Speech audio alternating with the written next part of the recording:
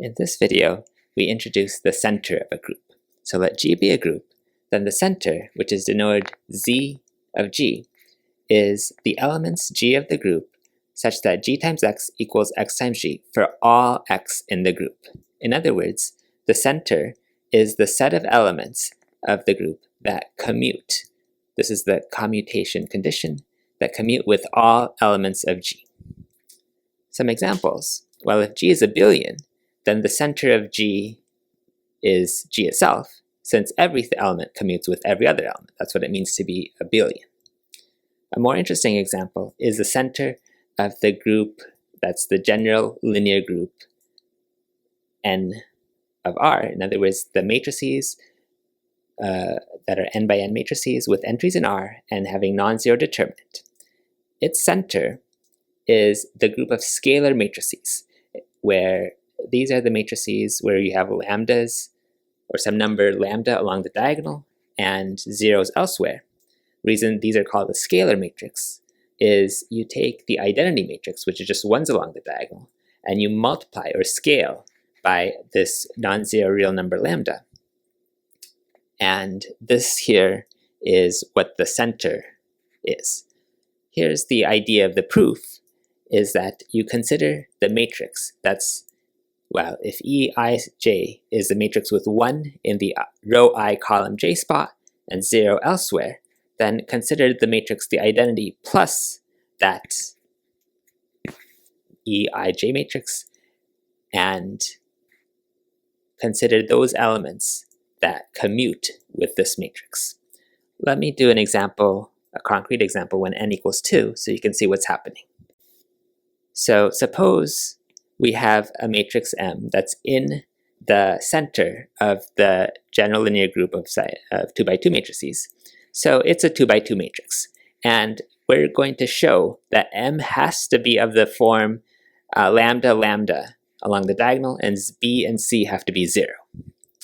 Okay, and so the trick is to consider this matrix, the identity matrix plus 1 in the 1, 2 spot. So here's the identity matrix, and then we added a 1 in the row 1, column 2 spot, so that's there. And if M is in the center, that means it commutes with this matrix, because this matrix has non-zero determinant, so it's in the group. So let's compute the two products when we multiply the matrix M by this matrix 1, 1, 0, 1, like so, and then in the other order. So from linear algebra, what you do is to get this A, for example, you do row 1, column 1, take their dot product to get the 1, 1 position. So A times 1 plus B times 0 is just A. This is in the row 1, column 2 position. So you take row 1, dot it with column 2. So A times 1 plus B times 1 is A plus B, and so on. So that's what we get. This is what we get when we do this, the matrix multiplication this way. And famously, matrix multiplication is in general not commutative. So when we reverse the order, we'll typically get a different result. And so for example, row 1, column 1, dot their product, dot them is A plus C. So that's how we get this, and so on. And M being in the center means M commutes with this matrix. In other words, these two answers must be the same. And what condition does that force? Well, we have to have the A here has to equal A plus C here. The 1, 1 position here has to equal the 1, 1 position there. So that's this equation. And canceling the A's, that forces C to equal 0. Similarly, the A plus B has to equal B plus D. That's this equation here. And canceling the B's tells us that A has to equal D. Finally, comparing C plus D and D doesn't give us any new information. So far what we have is that M has to have this form where the C is 0, so that's why I've not written anything. The D and the A are equal to each other, so I just wrote A and A. I could have written lambda and lambda. And we don't know any conditions yet on the B. But a similar argument using the matrix 1, 1, 1, like so, shows that B is equal to 0, and so then M indeed is a scalar matrix. In other words, a scalar times the identity matrix, like we asserted. So here's a theorem about the center, namely that the center of a group is a normal subgroup. And this is the reason for the interest in the center is, to understand a group, we want to see if there's a normal subgroup that we can break the big group up into. And oftentimes the center will be the group you choose. So first we show that this center is a subgroup. And then later on in the next slide, we'll show that it's a normal. So a subgroup, well, we've got to show that it contains the identity element.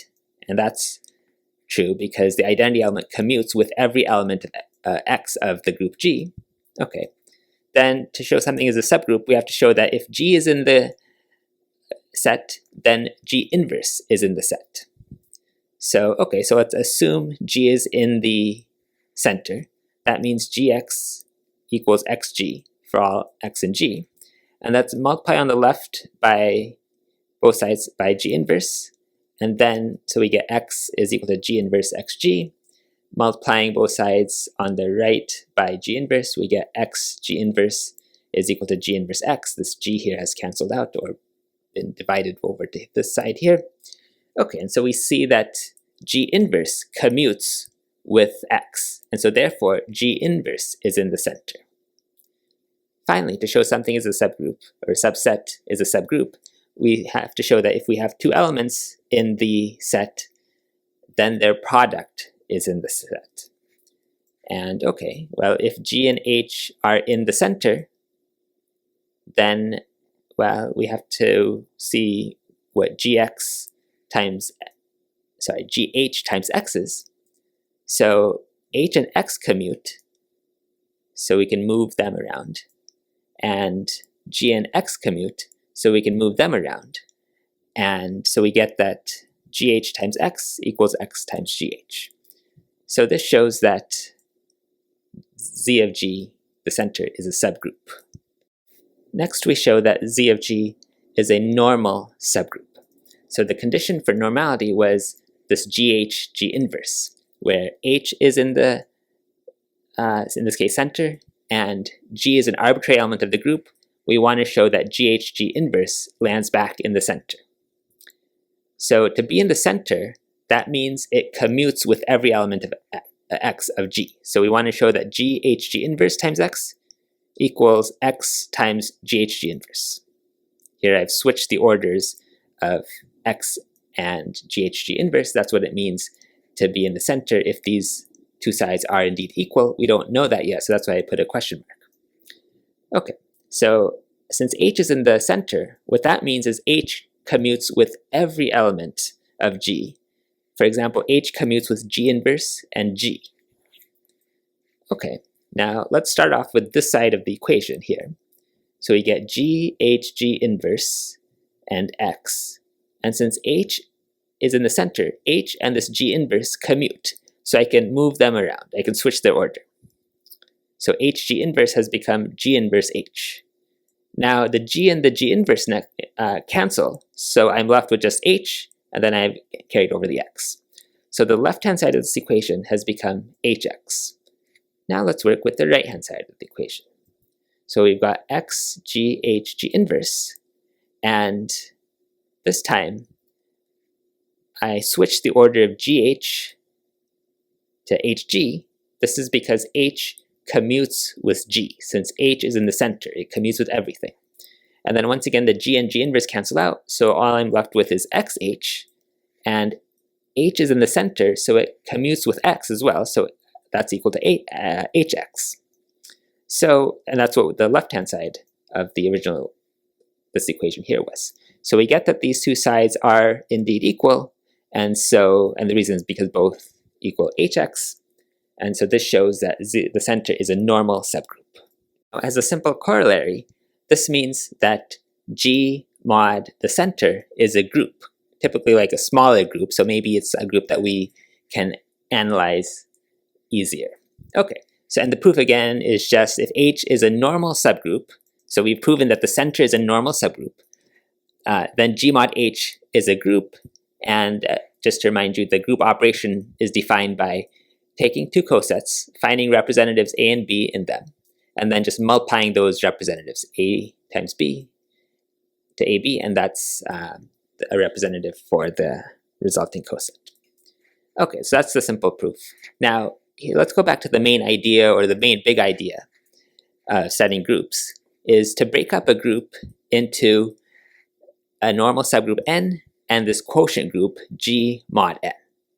So that's why there's some interest in finding normal subgroups of a group G. A group G can have lots of subgroups, but it might have very few normal subgroups. And we need normal subgroups if we want to use this technique of breaking up a group into a subgroup and a quotient group. Okay, so because the center is a normal subgroup, any group G can be broken up as an extension of this factor group by the center. Now, although if the center is just consists of just the identity element, or if the center is the whole group, which can happen, for example, if G is the abelian group, then the center is everything, then this thing here is not so interesting, because one of these sides will just be the identity element, and then you'll get basically G is equal to G, which is true, but not so helpful in terms of understanding a group. Here's an example of how knowing the center can help understanding the structure of a big group. So suppose we have a group G, and we further assume that G mod the center is a cyclic group. Then this proposition says that then G is an abelian group. So remember, the abelian groups are the nice, easy to understand groups. And cyclic groups are an example of abelian groups, so that's also quite nice. Okay, so the proof is, well, let's just remember what this factor group G mod ZG is. As a set, it's the cosets of ZG, the center. So everything in G is, okay, here's this coset ZG, another coset is A times ZG, another coset is B times ZG, and so on. So these cosets partition G, and then in the factor group, each coset is considered as a single element. So here I've drawn 4 cosets. There might be more, there might be less, of course, but that will give rise to 4 elements of the factor group. Now, our assumption is that this factor group is cyclic.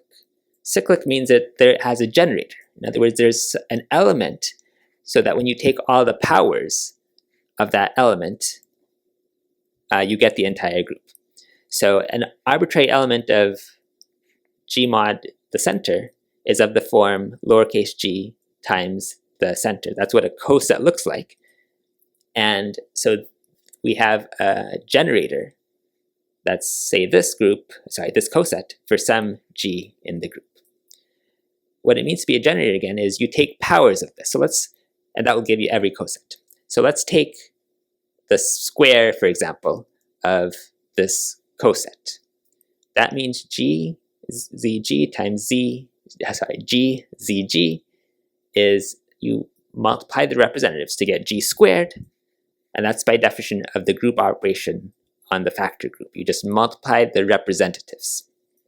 Okay, and this was what it would be for squaring this coset G Z of G. If you were to cube it, the squared would just be replaced by G cubed. And so what we see is that every coset A times the center is of the form G raised to some power times the center. That's what the assumption, the factor group being cyclic, translates to, that every coset is a power of this particular coset. That power could be negative, so this exponent r could be a negative integer. Negative powers just mean inverses. Okay, so here I've drawn a picture of, for example, of the center, and then here's our one generator, that's this coset, and then the powers of that coset. And again, we may need negative powers. They haven't been illustrated here. But okay, so now finally to the proof that G is an abelian group. So let A and B be arbitrary elements of G. We want to show that A times B equals B times A. Since the cosets of the center, or any subgroup for that matter, partition the group G, if we take our element A in G, it's in some coset of the center. The cosets of the center are of this form, and so A is in this coset, which means A is equal to G to the R times some element Z1 in the center. Similarly, B is in some coset of the form g to some power times the center. And so B is g to the s times z2, where s is an integer and z2 is in the center. So now let's compute these two products that we're trying to compare. On the one hand, we have a times b. So that's, well, a is g to the r z1, b is g to the s z2. And because z1 is in the center, that's what this statement here says, that means we can commute or move the z1 past the g to the s. And so when we do that, we get this, and the g to the r times g to the s multiplied to g to the r plus s, and then we just have z1, z2. Okay, so that's what a times b is. Let's see what b times a is. So b is equal to g to the s z2.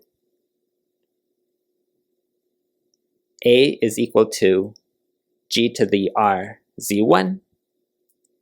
And then using the same trick that z2 is in the center, so we can move the z2 past the g to the r, we get this line here.